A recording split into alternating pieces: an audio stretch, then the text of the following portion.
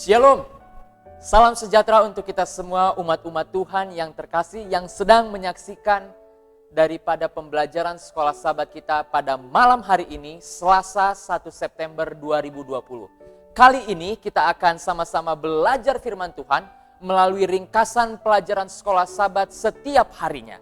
Dan kesempatan kali ini kita akan belajar dari pelajaran yang ke-10. Umat-umat Tuhan yang terkasih dari Jemaat Yosodipuro, kita sama-sama belajar, kita buka lembaran firman Tuhan dari sekolah sahabat dengan judul Cara yang Menyenangkan untuk Terlibat.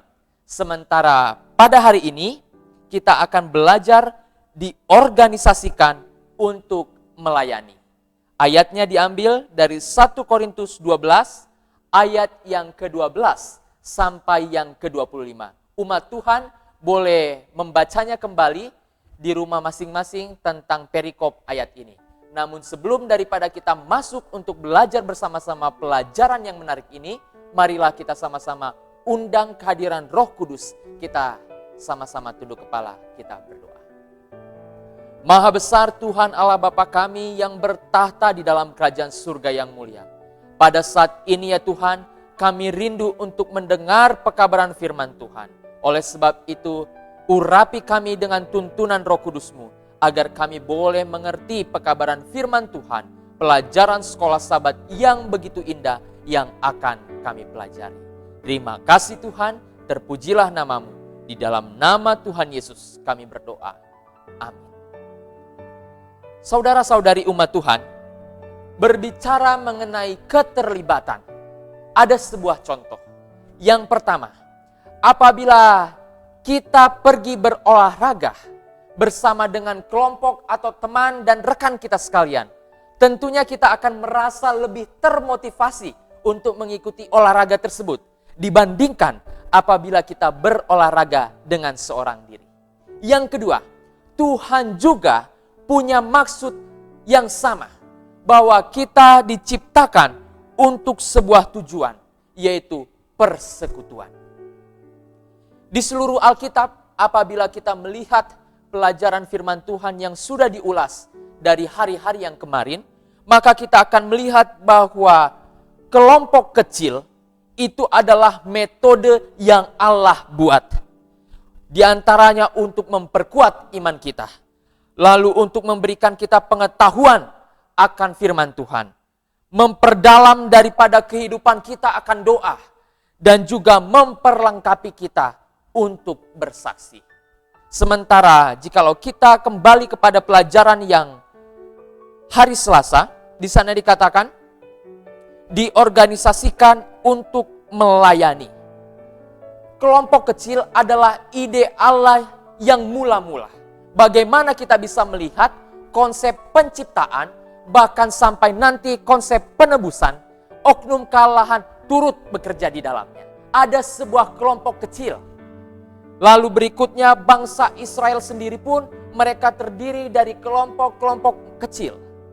Musa, dia juga adalah seorang pemimpin dari antara kelompok-kelompok kecil.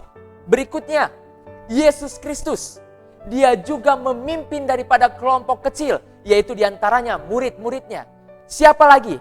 Rasul Paulus, dia berkeliling, dia mengabarkan Injil dengan partnernya yang ada di dalam kelompok kecil. Dan kita juga, puji Tuhan, sudah melakukan hal yang sama. Gereja Yosodipuro juga memiliki kelompok-kelompok kecil di dalam metode penginjilannya. Oleh sebab itu umat Tuhan yang terkasih, pelajaran kali ini Paulus mencoba membahas tentang karunia rohani, bagaimana penggunaannya di dalam jemaat, Kristus sebagai kepalanya, dan kita semua anggota jemaat sebagai satu bagian di dalam tubuh Kristus.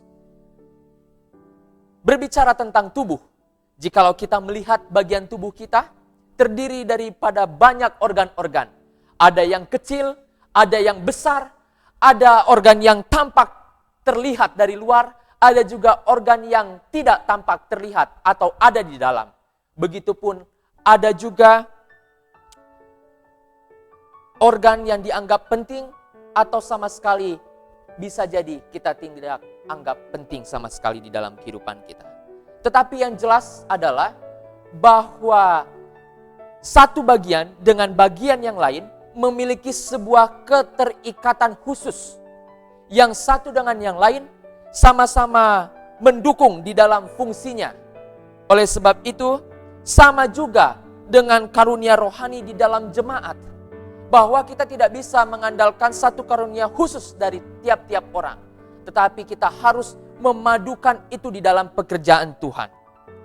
Kita percaya masing-masing anggota jemaat memiliki karunia yang berbeda-beda. Dan kita juga harus menjalankan karunia itu bersama-sama. Ada yang punya karunia bernyanyi, baiklah dia gunakan kemampuannya bernyanyi untuk memuji Tuhan.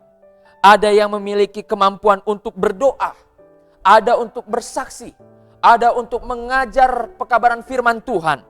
Ada yang dia punya kemampuan untuk mengajak orang lain ikut serta di dalam bagian tubuh Kristus. Ada juga yang bisa melakukan banyak lagi karunia-karunia atau perbuatan-perbuatan baik lainnya yang bisa memajukan pekerjaan Tuhan. Apapun itu umat Tuhan, bahwa intinya adalah kita harus saling mendukung di dalam pekerjaan Tuhan ini. Agar ada sebuah kemajuan di dalam pekerjaan Tuhan sementara berlaku di atas dunia ini.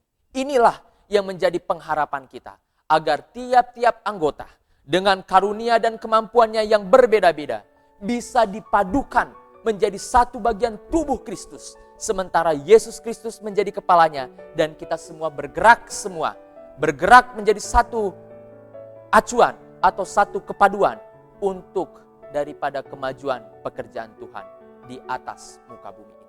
Terima kasih, inilah pembelajaran kita. Tuhan Yesus memberkati kita semuanya. Amin.